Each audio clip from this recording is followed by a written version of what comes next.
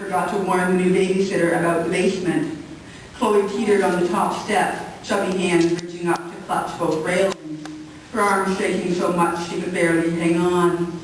Her legs shook too, the Scooby-Doo heads on her slippers bobbing. Even her breath shook, puffing like she'd been running. "Chloe?" Emily's muffled voice drifted up from the dark basement. "Your mom said the coke's in the coal cellar, but I can't find it. Can you come down and help me?" Mummy said she told Emily about the basement.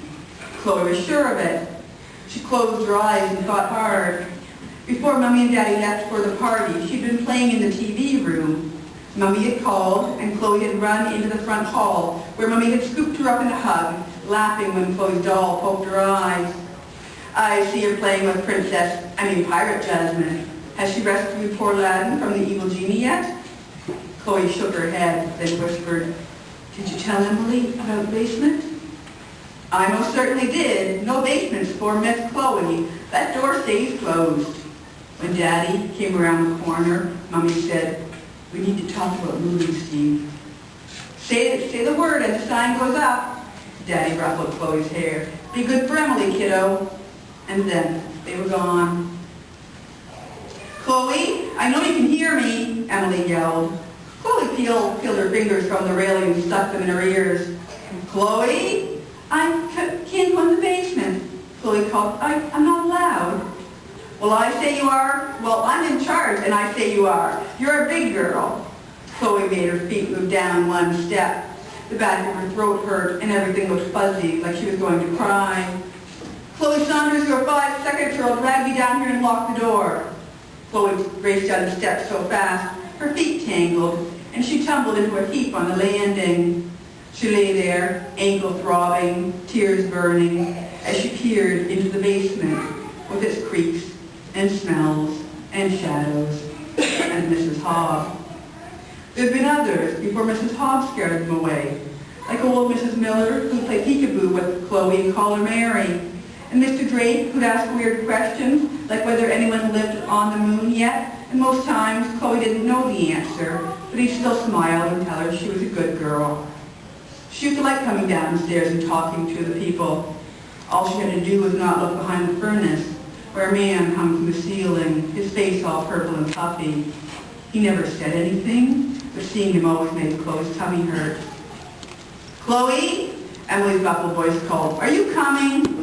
Mummy would say, "Think about the good parts, not the bad." So as Chloe walked down the last 3 steps, she remembered Mrs. Miller and Mr. Drake, and she didn't think about Mrs. Hobb at all, or not very much. At the bottom, she squinted into the near darkness. Just the night lights were on, the ones Mummy had put everywhere when Chloe started saying she didn't want to go downstairs, and Mummy thought she was afraid of the dark, which she was, a little, but only because the dark meant Mrs. Hobb could sneak up on her. Chloe could see the cold cellar door, though, so she kept her eyes on that and walked as fast as she could. When something moved, she forgot about not looking, but it was only the hanging man, and all she could see was his hand peeking from behind the furnace as he swayed. She ran to the cold cellar door and yanked it open. Inside, it was pitch black. "Chloe?" Emily called from the darkness. Chloe clenched her fists. Now Emily was being really mean, hiding on her. Footsteps pattered overhead. "Mummy, home already?" "Come on, Chloe. You aren't afraid of the dark, are you?" Emily laughed. "I guess you're still a little baby after all." Chloe scowled. Emily didn't know anything. Just a stupid, mean girl. Chloe would get her coke, then run upstairs and tell Mummy, and Emily would never babysit her again. She leaned into the tiny room, trying to remember where Mummy kept the coke. That was on the shelf, wasn't it? She darted over and stood on her tiptoes, her fingers closed around a cool metal can. "Chloe? Chloe!" It was Emily's voice, but far away, shrill. Footsteps pounded across the floor overhead. "Chloe, where are you?" Chloe dropped the can. It hit the concrete with a crack, then rolled against her foot, hissing and spitting, soda pooling around her slippers. "Chloe, where are you?" mimicked a voice behind her, like Emily's, but not quite. Chloe turned slowly.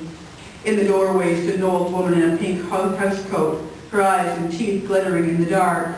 Chloe wanted to squeeze her eyes shut, but she didn't dare because it only made Mrs. Hobb madder, made everything worse.